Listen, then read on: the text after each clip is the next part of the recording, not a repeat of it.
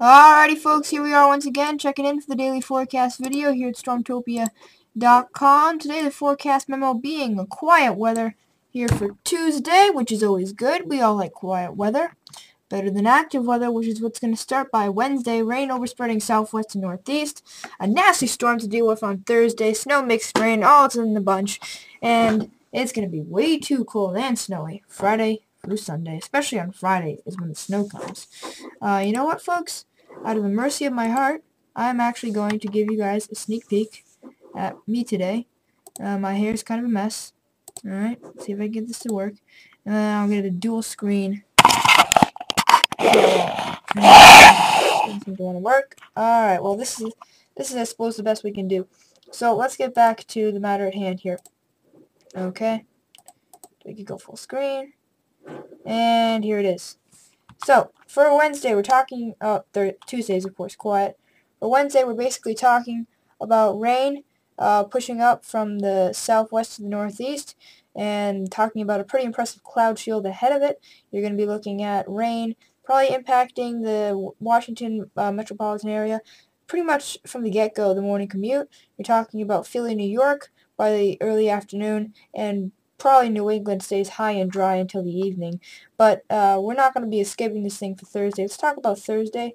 Alright, Thursday. Well, Thursday's slide was gone. That's quite odd. But basically, what we're going to be talking about for Thursday, let's just throw it into the mix here for the late week. Wait a minute.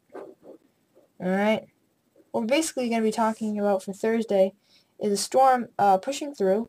And basically it's going to be exiting by later on Thursday. There's going to be multiple types of precipitation. It's likely going to be mixed in with an Arctic blast that comes on the back side. So expect rain, snow, and something in between on Thursday. You're all going to get it. By Friday and the weekend, well, all you can expect is to look like this guy, bundled up and still not happy.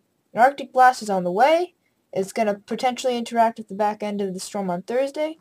We're going to see how much it interacts. That depends on the amount of snow we see. Depends on the interaction.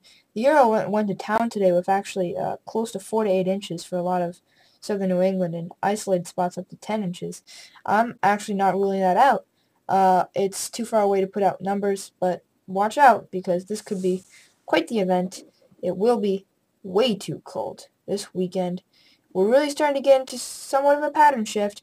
It's really going to start to kick in by February. The stratospheric warming at 10 millibars is going to start to have more of an impact. I'm going to pull a surprise trick on you, and I'm going to open up the teleconnections. Alright, because teleconnections, I think, sometimes are a little bit more, taken a little bit more seriously than they needed to be. Alright? I think that people take teleconnections very seriously. I think that people sort of use them as the thing that you should pay attention to, and all models, everything else, you shouldn't pay attention to. It's not that way. It doesn't work that way. Basically, what you have to realize here is that they're just another factor that goes into the forecast. Let's talk about the North Atlantic Oscillation. Obviously, you want it to be negative. Okay, stratospheric warming will allow for a ridge to start to develop in the Aleutian Islands of Alaska, or the archipelago. I should get my geography right. And basically that allows for cold air to stream into Canada and the U.S. So we're looking at a negative North Atlantic Oscillation, basically from the 15th to the 22nd. Alright, on the GFS. Europeans positive. GFS ensembles positive. European ensembles positive. So what happens? I'm actually going to go with the GFS here. Whether or not it ends up being positive, I think that after Thursday and Friday, we're dealing with an Arctic outbreak. Cold air is not going to want to go after it. We're going to see a reinforcing cold front on Sunday, actually. The Arctic Oscillation is one of the most negative things I've ever seen in my life. I thought Simon Cowell could beat it.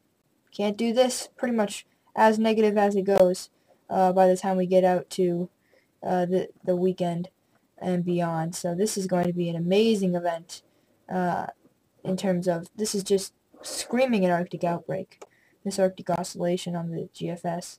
The GFS is always more extreme than the other models, but they're all negative. You know, it's going to be interesting. In terms of the PNA, again, the PNA is the best storm index. If you want to look for a storm, You shouldn't look at teleconnections as the end-all be-all, but you want it to be positive.